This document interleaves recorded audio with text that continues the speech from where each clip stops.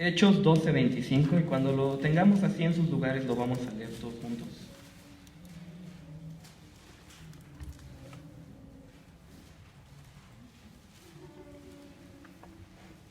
Si ya lo tenemos, hermanos.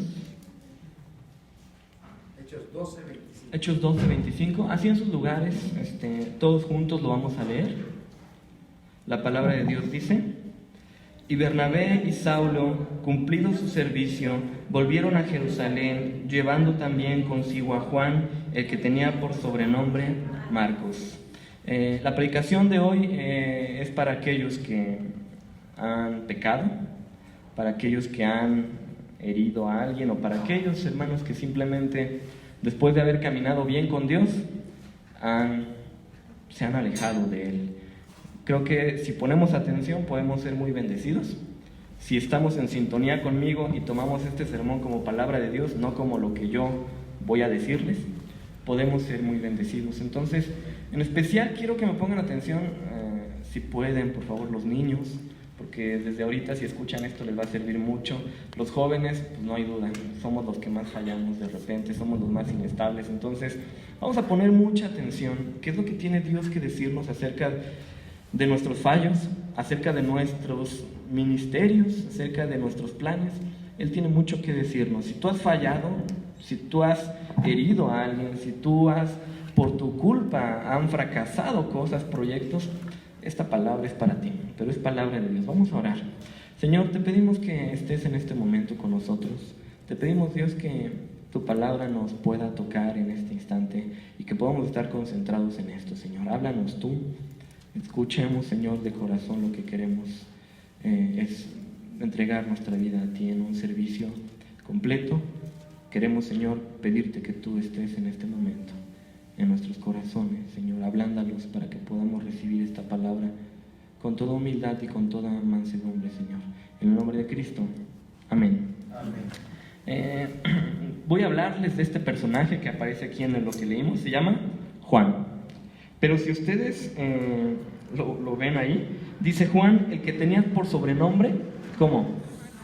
Marcos. Entonces, más famoso en la historia va a quedar como Marcos, pero él se llama Juan Marcos, si queremos decirles. Ahora, ¿quién era Juan Marcos y por qué es importante para lo que tengo que decirles? Bueno, él era un chico que fue invitado por Pablo. Todos conocemos quién es el apóstol Pablo, el gran apóstol Pablo. Él era un joven, Juan era un joven, Marcos era un muchachito, que fue invitado por Pablo y Bernabé, nada más y nada menos que estos dos grandes héroes de la fe, estos dos grandes hombres, guerreros, luchadores incansables, invitaron a un jovencito a que los acompañara para predicar. ¿De dónde? Él era de Jerusalén, pero se lo llevaron en sus viajes evangelísticos por el mundo. Es bien interesante a dónde fue a parar Juan Marcos. Fue a Éfeso, fue a Panfilia, fue a un montón de lugares. Ahorita vamos a ver a dónde lo llevaron.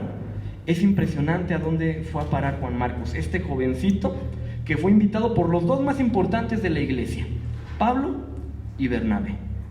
O sea, no hay gente más importante que ellos, Pablo y Bernabé. Los más grandes líderes lo consideraron a este muchachito. O sea, debió tener mucha capacidad, debió ser muy entregado, algo debieron ver en él para que se lo hayan querido llevar de misiones, porque no iban a jugar, iban a jugarse el pellejo, a predicar en lugares hostiles, en ciudades griegas, en ciudades gentiles donde no querían a Dios. Y ahí va Juan Marcos. Ahora, ¿de dónde sale? Hay que ver el origen de este muchachito, porque tiene unas credenciales impresionantes. Ya quisiéramos tú y yo tener esta familia, ya quisiéramos tú y yo tener este respaldo, esta historia. Miren, vamos a Hechos 13:5, rápidamente. Hechos 13:5, lo voy a leer yo solamente para que no nos tardemos tanto, pero ustedes síganme. Hechos 13:5 dice: y llegados a Salamina, anunciaban la palabra de Dios en las sinagogas de los judíos. También tenían a Juan de ayudante. O sea, está hablando de Pablo y Bernabé, pero la Biblia remarca: y también iba Juan de ayudante. Ahora, ¿de dónde sale Hechos 12:12? Hechos 12:12. Uh-huh. Hechos 12:12, dice así la palabra de Dios: y habiendo considerado esto, llegó a casa de María, la madre de Juan, el que tenía por sobrenombre Marcos, donde muchos estaban reunidos orando. Esto es bien importante que lo tengamos en cuenta. El aposento alto. Ustedes, hermanos, conocedores de la palabra de Dios y de su historia, ¿saben qué es el aposento alto? ¿No? El aposento alto es el lugar donde vino por primera vez el Espíritu Santo. Ahí, en ese aposento alto. ¿Qué era ese lugar? 120 personas estaban reunidas ahí, en esa casa, y estos estaban orando. ¿Para qué? Para que Pedro sea liberado de la cárcel. Pedro estaba en prisión. Entonces oraban ellos para que Pedro saliera de prisión. Ahora, ¿qué pasa? Que Pedro sale de prisión. Pedro va a esta casa donde estaban ellos, el aposento alto. Pedro toca la puerta. Una chica que se llama Rode, mientras ellos estaban orando, va a abrir la puerta, pero antes de abrir pregunta: ¿quién es? Y Pedro dice: pues soy Pedro. Y entonces ella, de la emoción, no abre la puerta, se regresa con los 120 que estaban orando y les dice: Pedro está allá afuera, ya salió. Ahora, el motivo era que Pedro saliera, esa era la oración. Pedro salió, está allá afuera. Pero cuando ella va, Rode se llama esta chica, y va y les dice: Pedro está allá afuera. ¿Saben qué hacen los discípulos y los cristianos ahí? La regañan. Bueno, le dicen: estás mal, escuchaste mal, no le creen. Y le dicen: seguramente era el espíritu de Pedro. O sea, prefieren creer que es el espíritu de Pedro a creer que es Pedro, aunque ese era el motivo de oración. Se parece mucho a los cristianos de ahora, ¿no? Estamos orando por algo. Dios contesta a la oración y ¿qué decimos? Pues es que seguro sí le eché ganas y por eso lo conseguí, ¿no? O sea, cuando Dios contesta, de repente parece que siempre no fue Dios. Siempre sí se dieron las cosas, ¿no? Bueno, en medio de esta casa, en medio de esta serie de milagros, creció Juan Marcos de joven, de niño. Él vivió en la casa donde descendió el Espíritu Santo, donde se vieron las lenguas por primera vez. Esas son las credenciales de Juan. Ahora, ¿quién era la dueña de esta casa y cómo se llamaba su mamá? Ahí lo dice: habiendo considerado esto, llegó a casa de María. ¿Qué versículo? 12:12. Habiendo considerado esto, llegó a casa de María, la madre de Juan. Estaban en esta casa. Su mamá se llamaba María. ¿Y qué clase de joven era Juan Marcos? Ya vimos de qué familia era. Era importante. Su casa recibió al Espíritu Santo. ¿Qué clase de joven era? Miren, no se nos dice cómo se llama su padre, pero sí nos dice quién era su tío. Rápidamente, Colosenses 4:10. Si lo encuentran, si no, pues yo se los leo. Colosenses 4:10 dice así. Ya no lo busquen, yo lo digo. Dice: Aristarco, mi compañero en la prisión, os saluda, y Marcos, el sobrino de Bernabé, acerca del cual habéis recibido mandamientos, si fuera vosotros, recibidle. ¿Quién es su tío? Bernabé. Bernabé, ni más ni menos que el primero que introduce a Pablo a la iglesia. Junto con Pablo, el líder de la iglesia a los gentiles. Su madre es la dueña de la casa donde vino el Espíritu Santo. Es compañero de misión de Pablo, pero es sobrino de Bernabé. ¿Alguien sabe qué significa Bernabé? Consolación. O sea, este cuate se encargaba de animar a las personas, de consolar a las personas, y él era su tío. Ahora, miren, los apodos, hermanos, son bien importantes en la Biblia. En la Biblia. O sea, si te preguntan, ¿es bueno ponerle apodos a alguien? Pues, bíblicamente, pues sí. O sea, Pedro no se llamaba Pedro. Pedro se llamaba Simón. Marcos se llamaba Juan. Bernabé no se llamaba Bernabé. ¿Saben cómo se llamaba Bernabé? José. ¿Pero por qué le pusieron Bernabé? Por lo que significaba consolación. Entonces, este joven también tiene un apodo. ¿Cuál es su apodo? Marcos. Martelos del griego. ¿Qué significa? Martillo. Juan Marcos, o sea, Juan el martillo. ¿Y para qué sirve un martillo? Es duro, clava, embona, hace que cosas queden, como eso, pegadas. Muy probablemente esa era la cualidad que vieron en él, por lo cual dijeron: tú nos sirves, vente con nosotros a las misiones. Entonces, recapitulando, es judío de Jerusalén, no es pobre. Su casa podía albergar 120 personas. Su mamá se llama María, su tío se llama Bernabé, pero ¿y el padre? Porque no es común que en la Biblia se nos diga el nombre de la madre y no el del padre. ¿Quién era su padre? Ahora, al respecto hay muchas teorías, muchas teorías. Pero yo les voy a dar una un poquito poco ortodoxa que podemos considerar.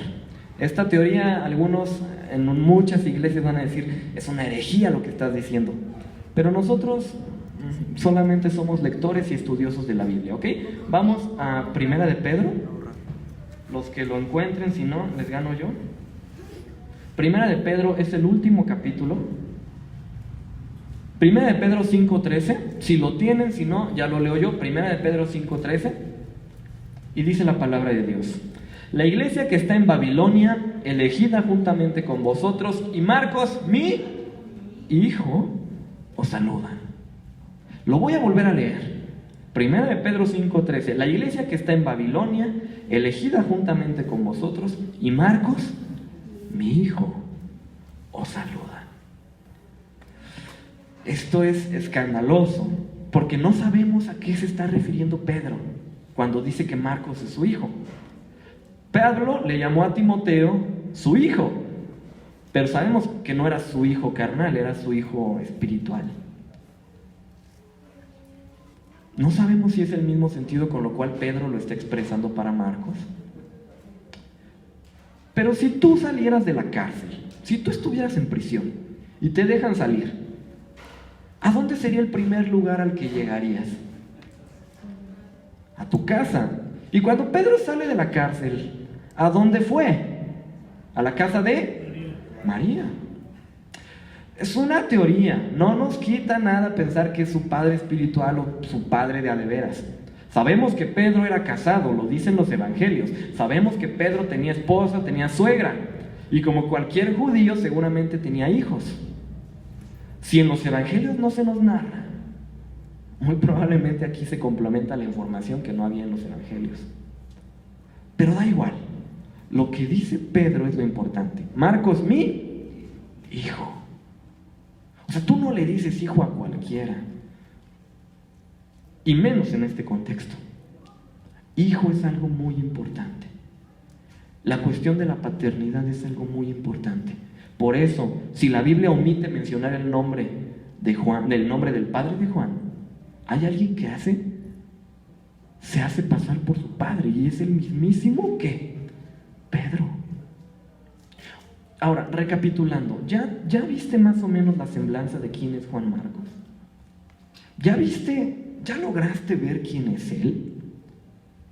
¿Dónde está parado y cuáles son sus credenciales? Porque, ¿cuáles eran las expectativas de este chico? Miren, él vivió en un contexto cristiano, pero el más puro. Él vio las primeras lenguas, fue colaborador de los 3 más grandes: Pablo, Bernabé y Pedro.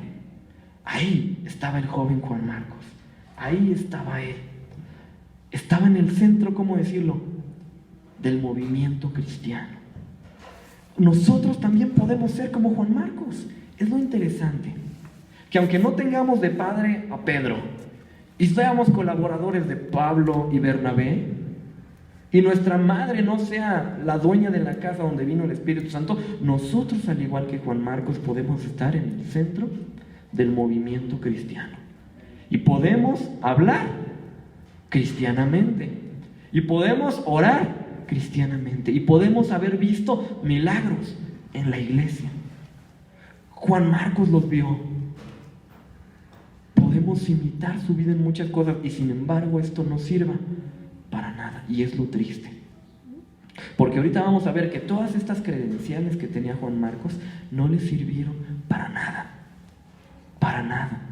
Porque a la hora de demostrar su fe, a la hora de los cocolazos, como dicen por ahí, Juan Marcos no le sirvió nada de lo que era, nada de con quienes había estado. Juan Marcos desertó de la fe. Eso es lo interesante y es lo primero que se nos debe quedar hoy. Venir a la iglesia, decirnos cristianos, ser hijos de quien seamos, el ministerio que tengamos, no nos asegura estar firmes a la hora de las pruebas. Una fe prestada no te sirve de nada a la hora de la prueba verdadera que Dios traiga a tu vida. Y es lo que vamos a ver ahorita. Las expectativas para Juan Marcos eran grandes. La iglesia de este momento tenía muchas expectativas en él. No por nada Pablo y Bernabé lo llevaron a sus misiones. No por nada Pedro también le está diciendo: tú eres mi hijo. Las expectativas para él eran grandes y sin embargo Juan Marcos fracasó. ¿Por qué fracasó?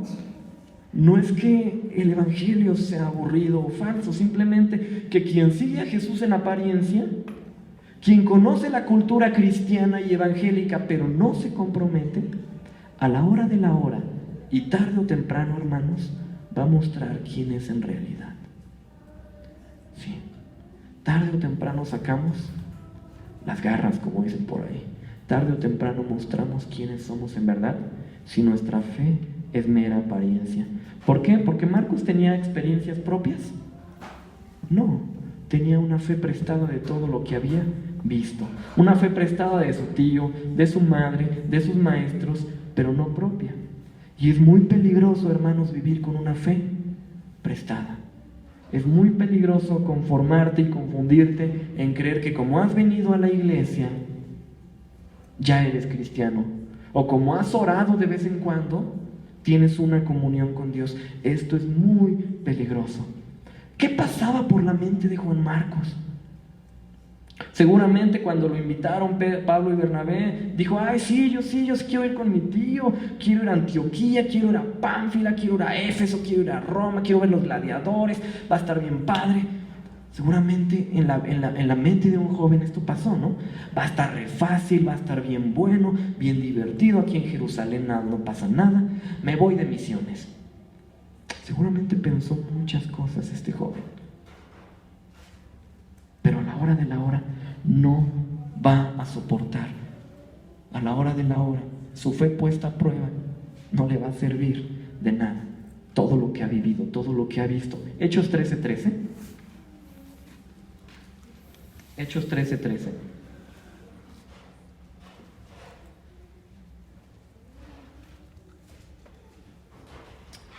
Si ya lo tienen, hermanos, si no, pues yo lo leo. Y si lo tienen ustedes conmigo, pues pueden leerlo conmigo. Dice la palabra de Dios: habiendo zarpado de Pafos, Pablo y sus compañeros arribaron a Perge de Panfilia, pero Juan, apartándose de ellos, volvió a Jerusalén. Habían recorrido ya muchas ciudades. ¿Saben? A Juan Marcos no le tocó ni el naufragio ni los latigazos de Pablo. Y sin embargo, dice la Biblia que ni siquiera le había tocado lo bueno, lo mero difícil. ¿Y Bernabé qué hace? Apartándose de ellos, ¿qué? Regresa a Jerusalén. Los abandona, los dejó. Somos bien parecidos a Juan Marcos y por eso decía: pónganme atención, porque todos somos Juan Marcos. Yo como joven soy Juan Marcos, de verdad. He tenido experiencias cristianas, claro que sí. Conozco el lenguaje evangélico, claro que sí. Puedo orar evangélicamente, pues sí. Sé comportarme entre cristianos, sí. Y sin embargo, no he pasado muchas pruebas que ya debería pasar. Y como dice Pablo, debiendo comer ya carne, a veces seguimos queriendo y tomando ¿qué? Pura leche. Y confiaron en él, pero los abandonó. Confiaron en él, pero Juan Marcos desertó. Y seguramente muchos han confiado en ti. El mismo Cristo confía en ti. Pero ¿cuántas veces hemos desertado? ¿Cuántas veces hemos abandonado aquello en lo cual nos habíamos comprometido? ¿Cuántas promesas falsas le hemos dado a Dios? Y no solo a Dios, a su iglesia. ¿Cuántas veces gente confió en nosotros y las lastimamos? Juan Marcos se apartó, los abandonó ahí. Y total, Juan Marcos regresó a Jerusalén, extrañó a su mamá, quién sabe qué le pasó. No sabemos, no lo dice la Biblia. Pero sabes, yo como joven puedo entender a Juan Marcos. Muchas cosas le han de haber pasado. Cuando vio que era difícil se decepcionó. Quizás tenía, como cualquier joven, pecados ocultos, que a la hora de la verdad dijo, viendo en su hipocresía, dijo, pues no tiene sentido que esté aquí. Seguramente se abrumó de todo y regresó a Jerusalén, los abandonó, los dejó ahí. Pablo y Bernabé terminaron la misión, regresaron a sus casas y ahí terminó la historia. Pero años después, la cuenta pendiente que tiene Juan Marcos la va a pagar muy duro. Miren, vamos a Hechos 15, 36 y 39. Voy a leerlo yo, el 36, dice así: después de algunos días, para cuando estamos leyendo Hechos 15, ya pasaron años de lo que pasó en Hechos 13, el que Marcos haya abandonado la misión. En lo que estamos leyendo ya pasaron algunos años. Dice así: después de algunos días, Pablo dijo a Bernabé, volvamos a visitar a los hermanos en todas las ciudades en que hemos anunciado la palabra del Señor para ver cómo están. Porque, ¿sabes?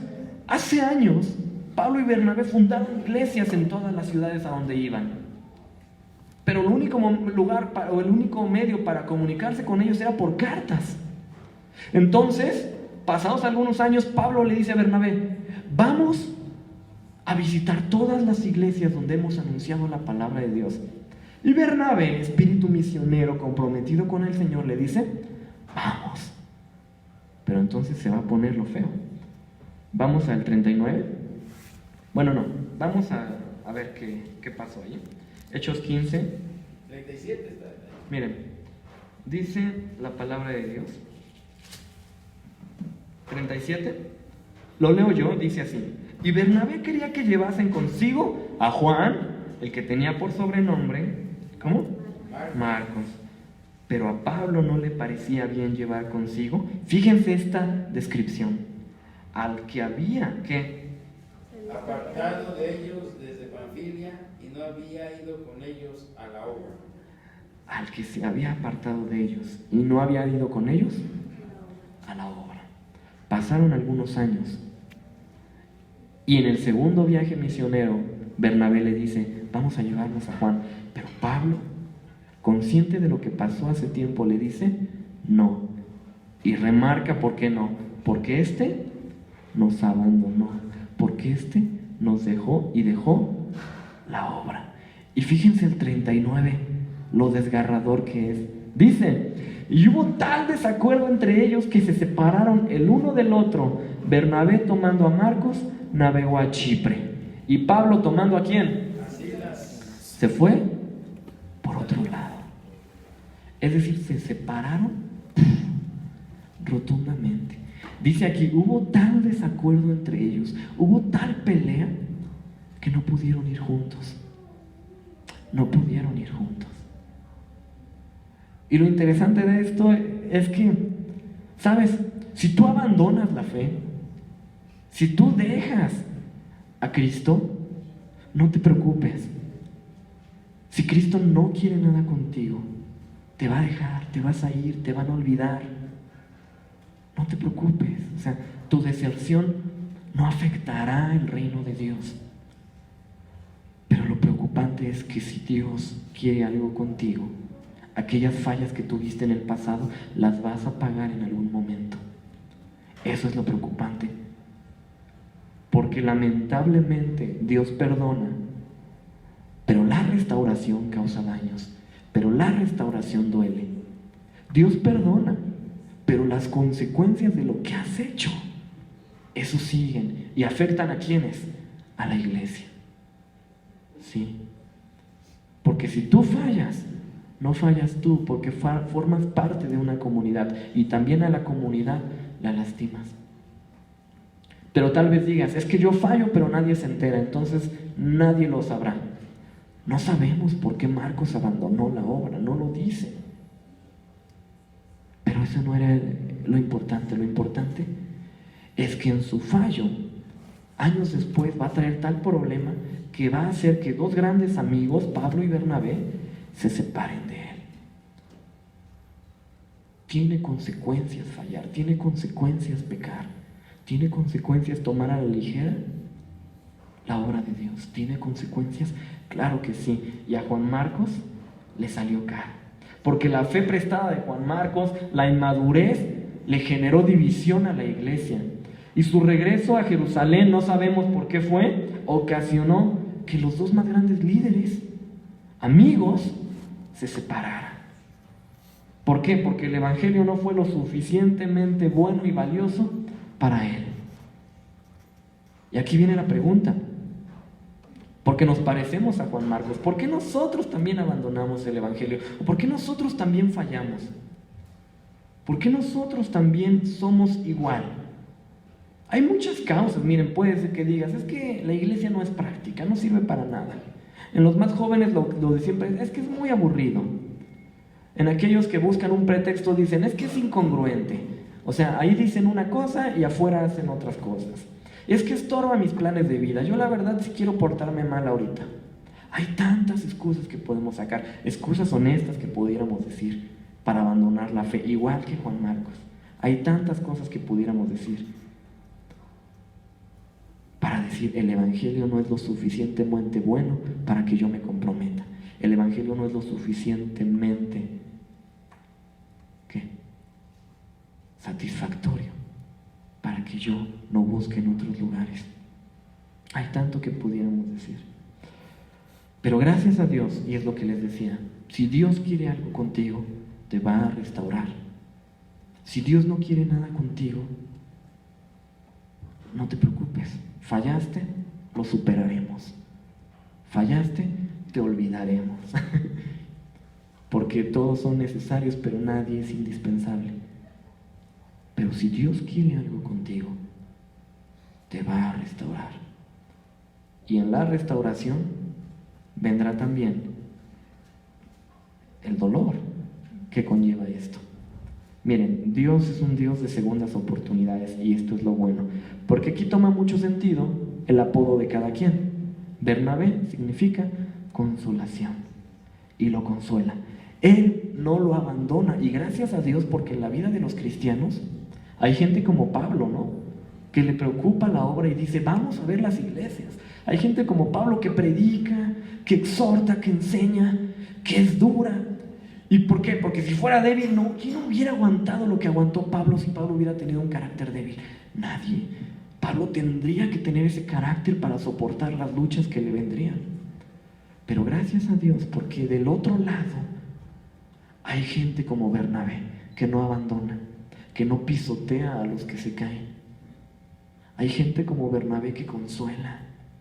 Hay gente como Bernabé que pastorea y que está dispuesta a dar segundas oportunidades a aquellos que alguna vez cayeron. Quizás Pablo se equivocó en no darle una segunda oportunidad, no lo sabemos, pero Dios usa a Bernabé para restaurar a este joven. Si Marcos hubiera quedado aquí con este destierro, con este fallo, nunca hubiéramos sabido de él, nunca más. Pero el pastoreo y el acompañamiento de Bernabé lo van a levantar.